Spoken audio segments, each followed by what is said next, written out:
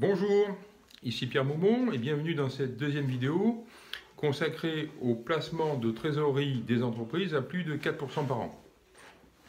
La dernière fois, je vous ai présenté une solution pour des placements de trésorerie longue, puisque ça porte sur 5 ans, avec possibilité de sortir avant, mais enfin on est sur un horizon de 5 ans, qui était basé sur de l'immobilier. Il s'agissait en l'occurrence de démembrement de SCPI, d'usufruit de SCPI. Je sais que pour beaucoup d'entrepreneurs et donc de personnes qui me regardent maintenant, le problème le plus prégnant est celui du placement de la trésorerie plus courte que cela, de la trésorerie de court terme ou de petit moyen terme, et que les moyens dont vous disposez à l'heure actuelle et depuis longtemps sont des moyens basés sur des produits financiers.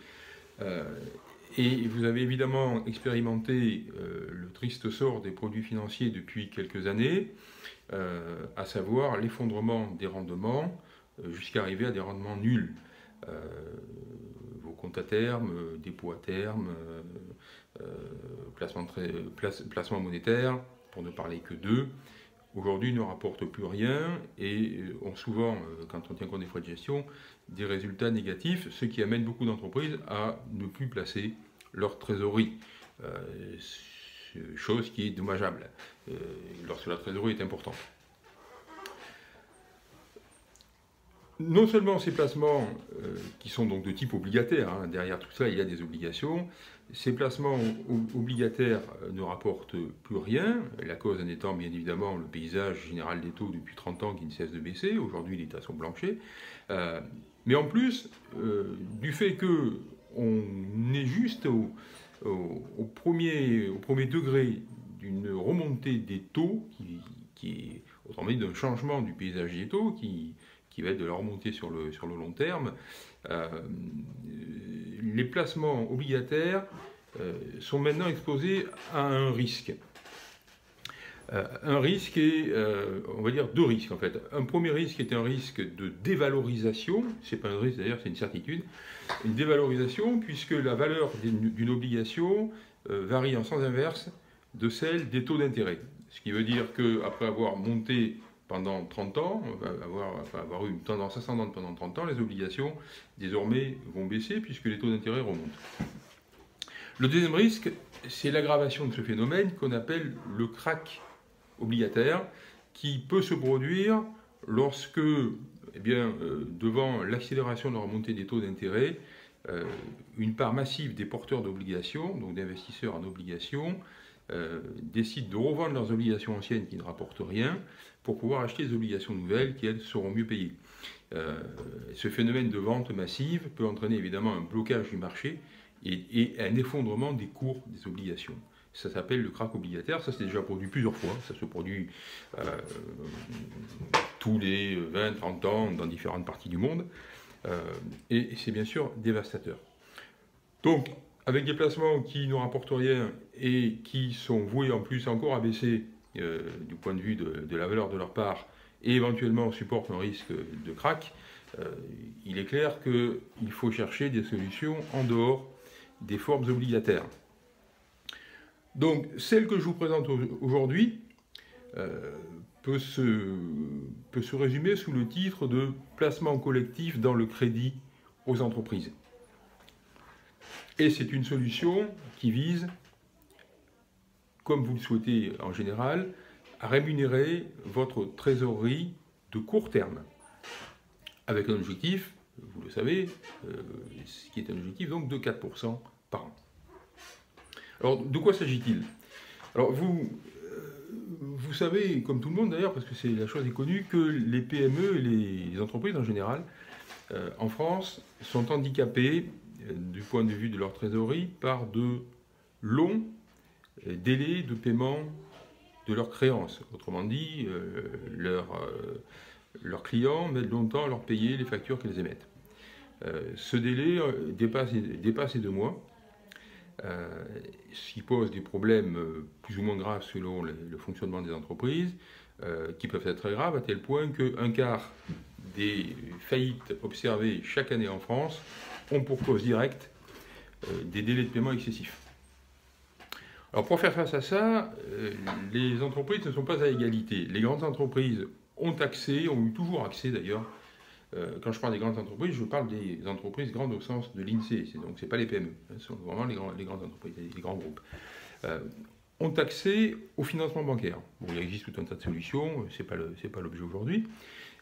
Les PME, même grandes, et à plus forte raison les TPE, y ont beaucoup plus difficilement accès. Je ne dis pas que c'est jamais possible, mais c'est beaucoup plus difficile.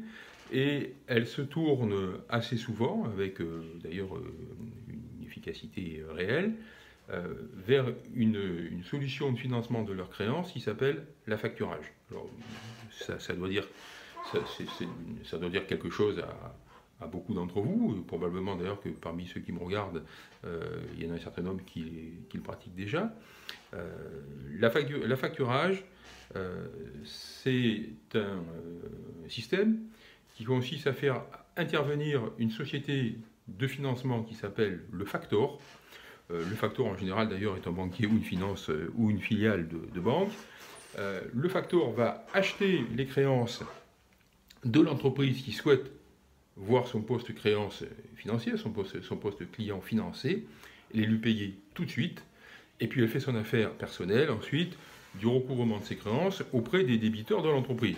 Voilà. Donc autrement dit auprès des clients de l'entreprise.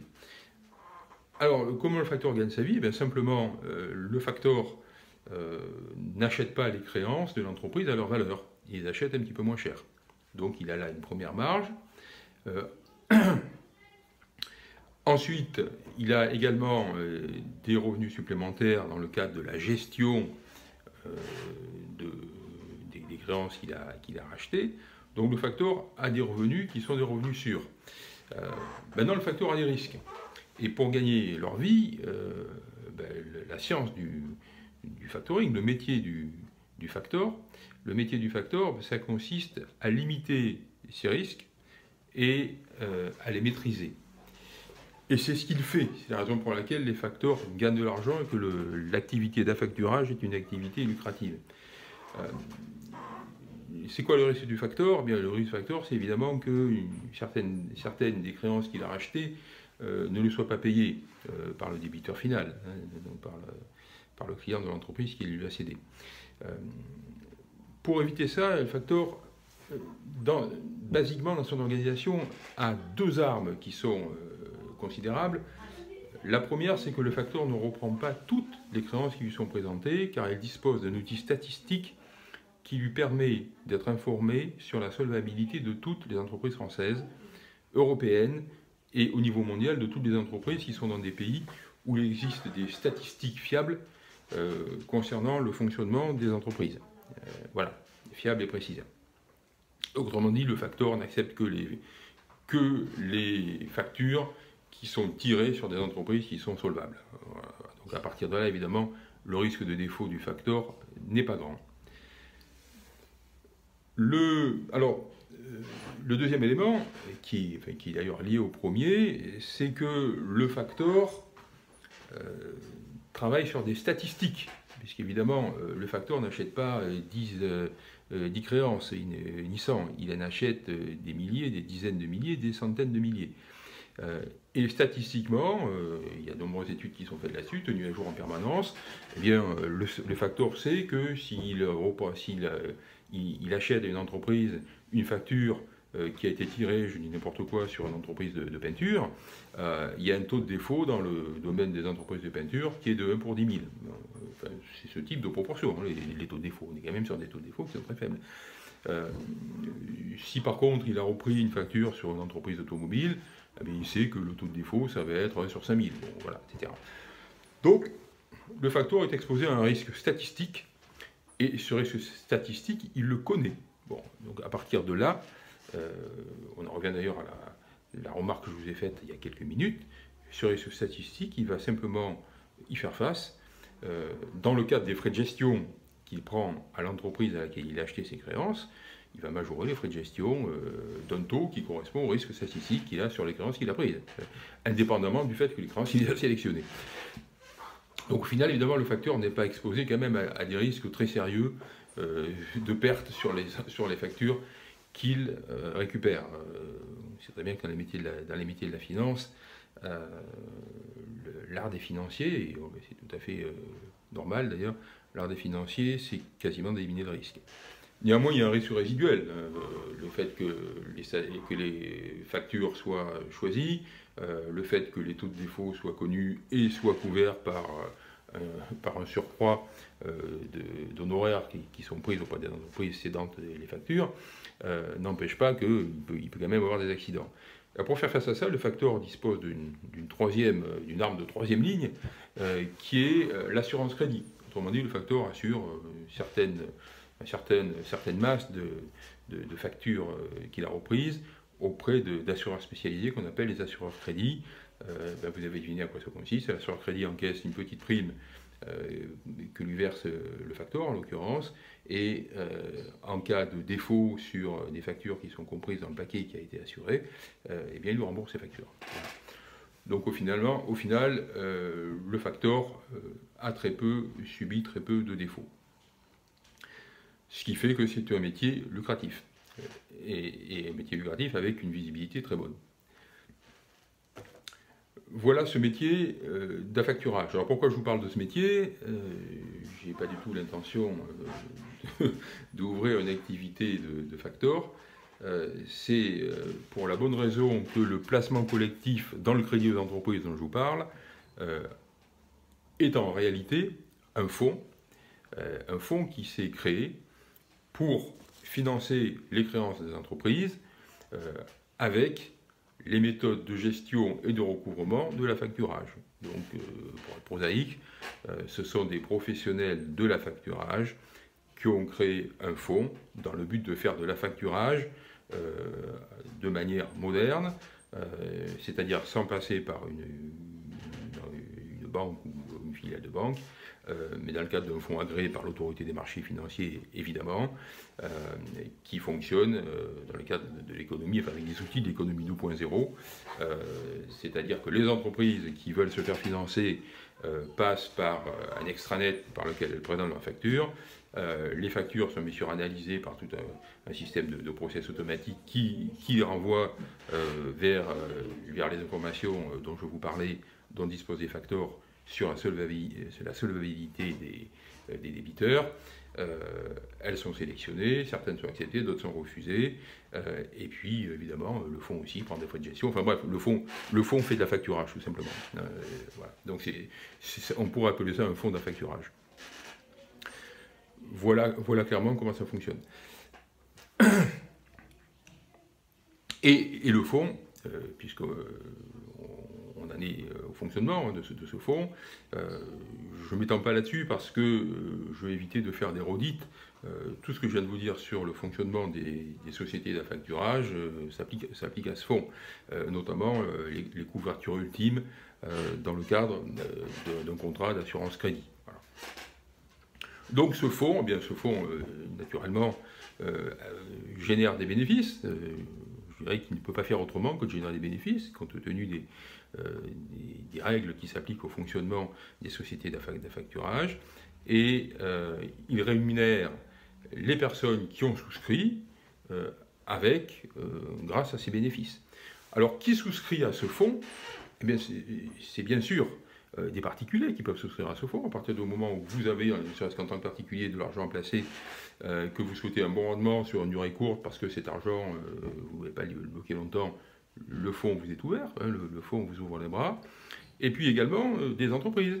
Des entreprises qui veulent placer leur trésorerie. Et c'est évidemment à ce titre que je vous le présente. Pour la trésorerie dont vous disposez, qui ne peut pas être bloquée plus de 3 mois, mais à partir de 3 mois de disponible, si elle peut être disponible au-delà de 3 mois et pour une durée qui va jusqu'à 1 an, eh bien vous pouvez souscrire à ce fonds. Voilà, la souscription se fait de manière très simple, puisque là aussi on est dans des produits de conception actuelle, donc la souscription est rapide, et à partir de là, à partir du moment où on est souscripteur de ce fonds, eh bien on est rémunéré par le fonds, Et la rémunération, vous le devinez, c'est une rémunération qui est au minimum de 4% par an. Alors, quand je dis au minimum de 4% par an, c'est pas, à l'heure actuelle, c'est pas 5 ni 10, c'est 4. Pourquoi? Parce que contractuellement, la rémunération du fonds à ses souscripteurs, que ces souscripteurs soient des personnes physiques ou des personnes morales, donc des entreprises ou des associations, c'est le taux de l'Euribor 1 mois plus 4%.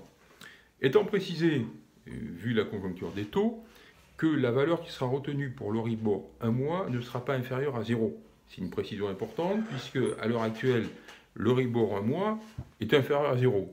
Il fait, sauf erreur de ma part, je regardais il n'y a pas très longtemps, il est, je crois, à 0, enfin à moins 0,31%. Donc si on prenait le taux tel qu'il est, Euribor plus 4%, ben, ça fait moins de 4% à l'arrivée. Donc il y a cette clause qui dit qu'on ne peut pas prendre une valeur inférieure à 0 dans l'application de la formule. Donc actuellement, la rémunération c'est 0 plus 4, c'est-à-dire 4%. Voilà donc l'essentiel sur le principe de ce fonds, sur son fonctionnement. On peut évidemment en dire plus.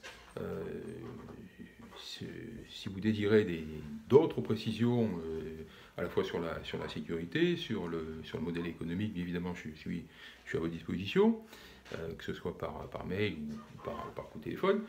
Ce qui est important, en l'occurrence, revenons à l'essentiel de l'objet de la communication que je fais, et de la préoccupation qui est la vôtre, si vous me regardez là maintenant en tant qu'entrepreneur, c'est la rémunération de votre trésorerie de court terme, et vous avez là un outil qui vous permet d'avoir immédiatement une rémunération de 4% par an sur votre trésorerie de court terme.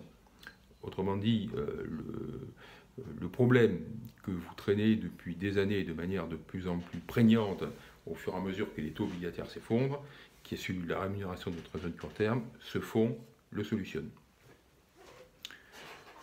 Voilà, la présentation est terminée en ce qui concerne ce fonds et la solution qu'il représente pour le placement de la trésorerie de court terme. Je vous présenterai dans les prochains jours une autre solution qui, elle, va concerner une trésorerie pour une durée un petit peu plus longue. On ne sera pas sur les 5 ans de ma présentation précédente, mais on sera sur des durées un petit peu plus longues et sur un autre mode de rémunération. Je suis donc à votre disposition pour toute précision sur cette vidéo en attendant la prochaine. Je vous souhaite une bonne fin de journée. Au revoir.